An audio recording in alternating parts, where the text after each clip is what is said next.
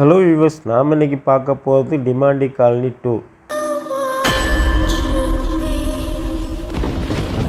இந்த படத்தை எந்த இடத்துல விட்டாங்களோ அந்த இடத்துலேருந்தே ஆரம்பிக்கிறாங்க.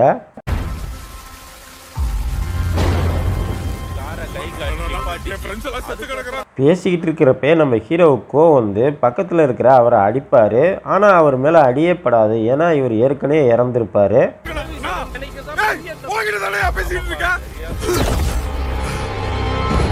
இந்த படத்தில் ஹீரோவுக்கு பக்கத்தில் இருக்காங்களா, அவங்க ஹீரோயின் நினச்சி தான் நம்ம பார்ப்போம். ஆனால் இல்லை, அவங்களுக்கு ஒரு பாய் ஃப்ரெண்ட் இருக்காங்க. அவங்களுக்கு தீராத ஒரு நோய் இருக்கும். அதுக்காண்டி இவங்க எல்லா கடவுளையும் போய் ப்ரேயர்லாம் பண்ணுவாங்க.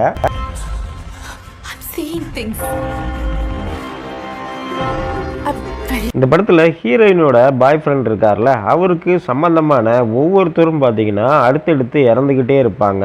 ஆனால் இவங்களுக்கு ஒரு அதிர்ச்சியாக இருக்கும், நம்ம யாரை போய் பார்த்தாலுமே ஒரு விடை கிடைக்க மாட்டேங்குதுன்னு.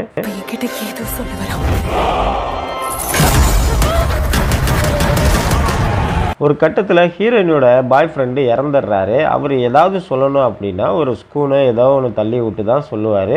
அதே மாதிரி ஒரு சம்பவம் ஒன்று நம்ம ஹீரோயின் முன்னாடி நடக்குது. நிறைய ஸ்கூன்லாம் விழுவுது.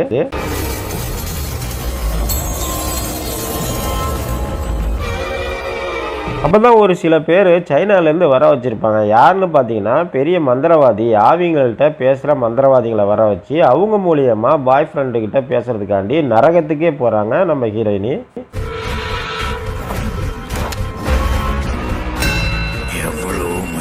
அப்போ தான் அந்த சைனா பூசாரி சொல்லியிருப்பார், அந்த நரகத்துக்கு இல்லைங்களை, ஆனால் நான் கூப்பிடும்போது எனி டைம் நீ என் கூட வந்தன்னு சொல்லுவார். அதே மாதிரி அங்கே போய் பாய் ஃப்ரெண்டை பார்க்க போவார். பார்க்கவே முடியாது, வேறு வேறு டெட் பாடியாக இருக்கும்.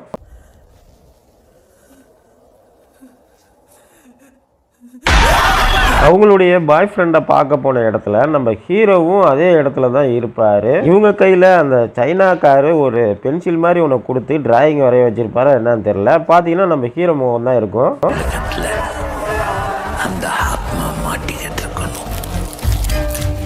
நம்ம ஹீரோவை வச்சு தான் ஹீரோயினி அவங்க பாய் ஃப்ரெண்டுகிட்ட பேசணும் அப்படின்னு சொல்லிட்டு இவரை பார்க்க வரப்போ அவர் சாகிற நிலைமையில் அந்த கம்பியில் குத்தி இருப்பாங்களா, அந்த ஃபர்ஸ்ட் ஸ்டெப்பில் கிளைமேக்ஸில் இருக்கும்ல, அந்த காட்சி தான்.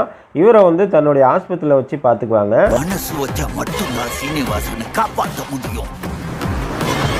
ஃபர்ஸ்ட் ஸ்டெப்பில் இருக்கிற நம்ம ஹீரோவை எப்படியாவது காப்பாற்றிடலாம் அப்படின்னு சொல்லிட்டு டாக்டர்ஸ் எல்லாம் சொல்கிறப்ப நம்ம ரெண்டாவது ஹீரோவுக்கு நம்பிக்கையே இல்லை. தன்னுடைய சொத்தை ஆட்டையை போகிறதுக்கு தான் இவங்க போய் சொல்கிறாங்க. குரூப்பில் டூப்பு சுத்தப்பான்னு சொல்கிறாரு.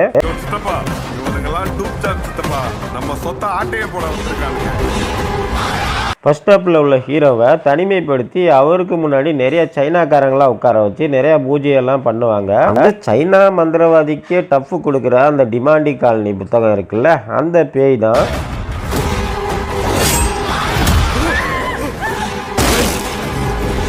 அந்த பேய் பார்த்தீங்கன்னா ஃபர்ஸ்ட் ஸ்டெப்பில் இருக்கிற நம்ம ஹீரோவை படுத்திருந்தாலும் படாத பாடுபடுத்தி அவரை பேயாவே மாற்றி பார்த்தீங்கன்னா மற்ற எல்லாத்தையும் கொல்ற மாதிரி சில கண்ணாடி காட்சிகள்லாம் வச்சுருப்பாங்க அந்த படத்தில்.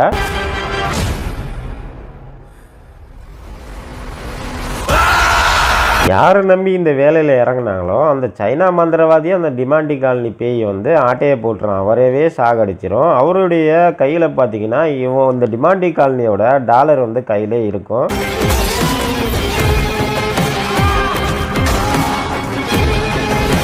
அந்த டிமாண்டி காலனி புத்தகத்தை படித்து தான் நம்ம ஹீரோ ஃபர்ஸ்ட் ஸ்டாப்பில் மாட்டியிருப்பார். அதே மாதிரி 2 பொண்ணுங்க அதே மாதிரி மாட்டிக்கும். அதை பற்றி ரிசர்ச் பண்ணுறப்ப வருஷம் வருஷம் அதே டேட்டில் நிறைய பேர் இறக்குறாங்க அப்படிங்கிறத தெரிஞ்சுக்கிறாங்க.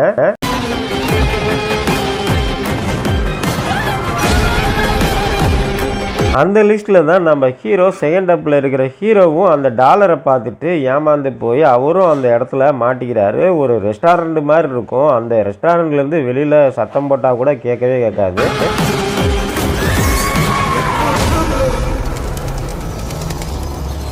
எப்பயும் போலயே ஃபர்ஸ்ட் ஸ்டெப்பில் கடைசியில் அந்த டிமாண்டி காலனியோட ஓனர் அந்த பேய் இருக்குல்ல, அதை காமிப்பாங்களா, அதே மாதிரி அந்த பேயை கடைசியில் காமிச்சு செகண்ட் அப்பில் இருக்கிற ஹீரோ லாக் ஆகிற மாதிரி நரகத்திலே மாட்டிக்கிறாரு.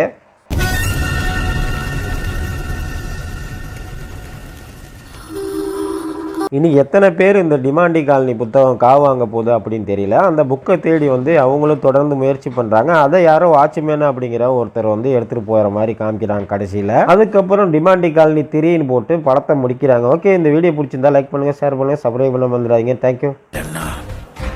வெளியவே வர முடியாத வேறொரு ஆபத்தான உலகத்துல